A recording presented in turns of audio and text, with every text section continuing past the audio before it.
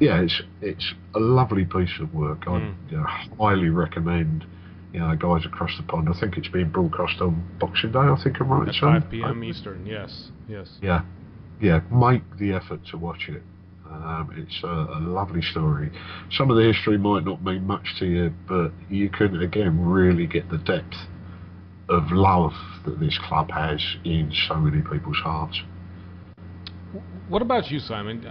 You got to sit down and watch this with with Spencer, who's college age and very much a Spurs fan, and I know that you're doing your due diligence, getting him, you know, level set with the history of this club, and then you get to enjoy that film with him.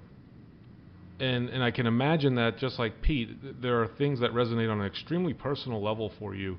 Either, hey, I was there, I saw that, or I remember that, or I watched, that's the match where I went and bought the TV and sat all by myself in a room in Australia and watched. What were the bits and bobs about that film that stuck with you the most?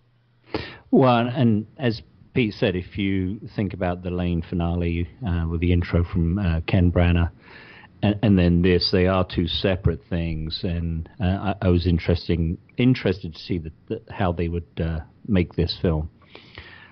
And I loved it from start to finish, and obviously that's why I wanted to watch it again last night when I got in. But to watch it with Spencer, who from birth was a Tottenham fan, whether he liked it or not, but knowing that it's very hard to gain perspective of the history of the club at that age. And I think Paul and I were talking about that in the car on the way over. There are so many Spurs fans now, and to put it in perspective, when Martin Jol was really dragging this club up by the bootstraps, that is now 12 years ago. So your average 20-year-old Spurs fan who's having a meltdown on Twitter because we've lost 2 games out of 4 doesn't remember pre-Martin Jol. And even at that time, they might have been 8. And football doesn't sink in when you're an 8-year-old. Losing isn't as impactful to an 8-year-old as it is to maybe an 18 or a 28-year-old. So I get his perspective is going to be different. He may not know who Arthur Rowe is. He might not even know who Steve Perryman is. But I'm helping him, and then there's Big Chiv, my first idol, who was on there, and, Stevie Perryman, one of our greatest captains. But then he sees Ledley King, and he's met Ledley King a couple of times. He sees Jermaine Defoe, who's one of his favorite players, and I think the first player he put on a shirt. And he sees Harry Kane and Harry Winks. So for him, it's coming together. So I was pleased that he wanted to come spend time with us old geezers to watch it. Yeah, right. And so, and he just got in from work. He literally just changed, and then we came over to your place. So that was outstanding. But for me, knowing what Pete had said about things ending up in your eye for some reason when you watch this, the Arthur Rowe clip that I think John Motson did from the 100th the centenary thing that the Beeb did, that always gets me, because I mean he can't really just say what the club means to him. It's just a phenomenal response, and I think that's how we all feel about Tottenham. And I don't know if you picked up, but Julie's voice right at the end of her last segment, it seemed to crack. Cliff Jones, when he talked about the stadium, he hoped that he would still be around to see it. His voice cracked. And then what else got me? The Fabrice Muamba bit was very emotional, because I remember watching that like anyone else who was in the stadium. It was very, very emotional. So, those things, when you see what it means to these people, whether they're a former player, whether they're, someone of Julie's esteem, it really does want you to embrace this club, win, lose, draw. It makes you forget the lack of glory we've had in recent times, because we have had glory before. I think at the same time it makes you want it more, so we can relive some of those memories with new glories. And obviously that's what we all want, but it doesn't stop us loving this club, whether they stink up the joint. or they play games like they did today, and we revel in the experience of watching Harry Kane tie a record that's been around for over 20 years. Yeah, I have to admit the Arthur Rowe interview bit got me as well. You see it on YouTube, on your phone, or even on your computer or laptop, but seeing it on my living room television and having it be that big and seeing the emotion in that level of quality, where you could probably tell he was wanting to say, the club means loyalty to me, and the only thing that comes out of his mouth is loyal, and that was it. That's all he could get out. So Tim, you sit here with Simon and Pete, people who have been around this club for decades, and you and I, as newer supporters, also tend to get emotional. I don't know if it makes a supporter who's been around a while wonder, they haven't been around as much. Why are they getting emotional? From your perspective, from your chair, what would you say to someone like that? So, the newer supporter has a right to be emotional too, right? I mean, yeah, obviously we haven't been around as long, but it still doesn't mean, we don't care for the club. This is what our entire weekends for us, you and I, Kenny, it revolves around this, waking up at 5:30 in the morning, getting ready for a match.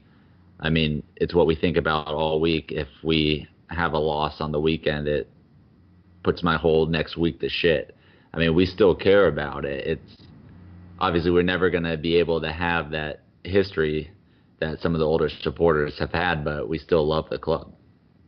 Yeah, and that's the only way that you can sum it up. And as a newer supporters of the club, we do our due diligence. We try to do the research that we can. We read as much as we can. We learn from people like Simon, from Vass, from Pete. I've had the just immeasurable opportunity to sit down and have discussions with Julie Welch and Rob White and Theo Delaney and John Crace, and learn little tidbits about the club from different perspectives, from different seats in the stadium, and it's been an education. And you combine that with a passion, then it makes it all worth it. It really does. The win gives us another very important 3 points on a weekend when a lot of the clubs above us and around us suffered draws. So we gained some points. I believe we're sitting 5th in the table going into the Boxing Day fixtures. Everything's very congested points-wise as well as fixture-wise. City are absolutely running away with the title. I think this week, Manchester United, you could easily say, got knocked out of two competitions this week. The draw today to Leicester, with City winning again, gives them a 13-point gap halfway through the season. They are not going to be caught. I would be absolutely shocked and astonished if that happened. And then, of course, the amazing result, 90th minute or 91st minute winner from Bristol, who's in the Championship, defeating Manchester United in the League Cup. Just an amazing week for the Bristol City Rover Club as well. So, Chairs, as you look at the fixture comparison, this win against Burnley, what does that do for us, looking backwards and forwards? Well, yeah, I mean, it's taken us to 5th. We seem to keep going back and forth with the Woolwich, so we're level on points with them, but our superior goal difference has them above us, and we're 1 point behind Liverpool. And if you watched that Liverpool-Arsenal game yesterday, I mean, it was Keystone Cop defending from both clubs. Great game for the neutrals, but the perfect result we needed today. And it gives us a great opportunity, as we now have, I won't say cushy fixtures, because there's no such thing as a cushy fixture in the Premier League, but we're up against a Saints team that is completely indifferent in their form, and I think they haven't won any of their last 5 games, as I'm looking at the form guide, and we'll talk about that in a little bit, but I think it gives us every opportunity to gain some ground on Liverpool and Chelsea. And obviously Chelsea dropped points this morning in the board draw up at Everton. So, yeah. I have to laugh at United. I mean, they had a game in the bag, when and granted, Lingard should have scored when he hit the post when he went around the keeper to make it 3-1, but fair play to Leicester for hanging on and still going for it. I actually was watching the clock, 4 minutes of stoppage time, and it said 93:58 when Maguire scored. And so you just got to laugh at United. What a bunch of mugs. And on the back of losing to Bristol City in the week. It's fantastic. So, but that's football for you. There's still a lot to do. Southampton, Swansea, West Ham before the holiday season's over and we're in the FA Cup. And, then we know what February's looking like. Yeah. It's going to be a long, hard slog to the end of the season. I'll talk real quick. Yep. I know we do the points comparison. As I mentioned last week, there's really not going to be a lot of change. If I look at like-for-like fixtures as well as points per game week, it's 3 and 3 every week up until mid-January. I think we had a draw and a loss in around that time last season. But these fixtures that we have remaining, there are so many wins in the back half of the season, and we're still 7 points adrift from like-for-like comparison and 5 points adrift from the pace of last season. So the time for us to gain on that would be mid-January to late January, and I think that's Everton at home and United at home. Yep. So yeah. It's definitely still a very congested part of the schedule. All teams are having to deal with this. Some managers gripe about it more than others. I know Conte is just absolutely livid as what's going on right now with the schedule. I don't think he ever saw anything like that in Italy. He's probably used to a winter break or something like that. Nothing to do with the fact his team's shit. Yeah, that too. They're not that good, people. Chelsea are simply not that good this year. Hate to break it to any of the Blues that pseudo listen to the podcast just to listen. Let's move on. Trivia. Simon's 5-a-side trivia match week 7.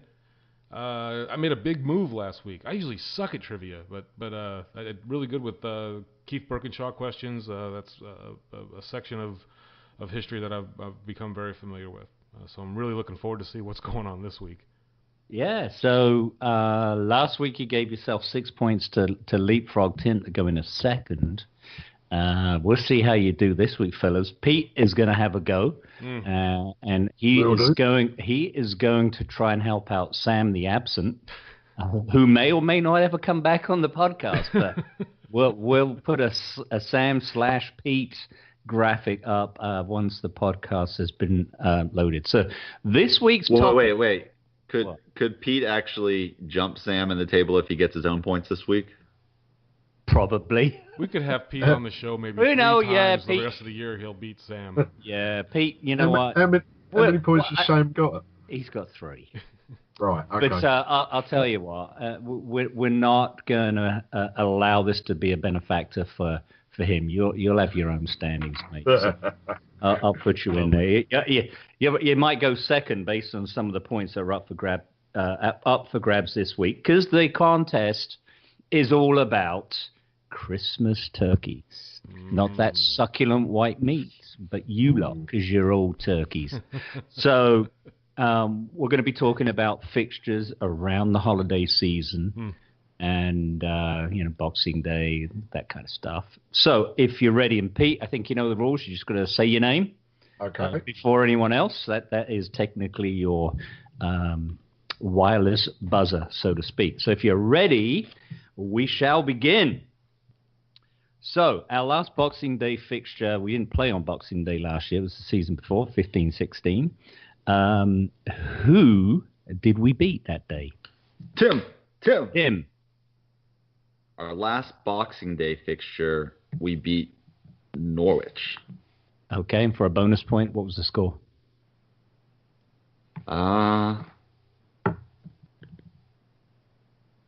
Tick, tick, tick. Anyone else? 3-0. Holy I know Harry had a brace. Yeah, Ali got the other goal. Well done. 2 points for the Timster. Yes. I love Christmas. Question number 1. I actually just asked you question number 2, so this is question number 2. This is quite a quirky one. And if you know the history of our fixtures on Boxing Day, you'll probably get this. So wait till I finish this. It's quite a long question, and I'll read it out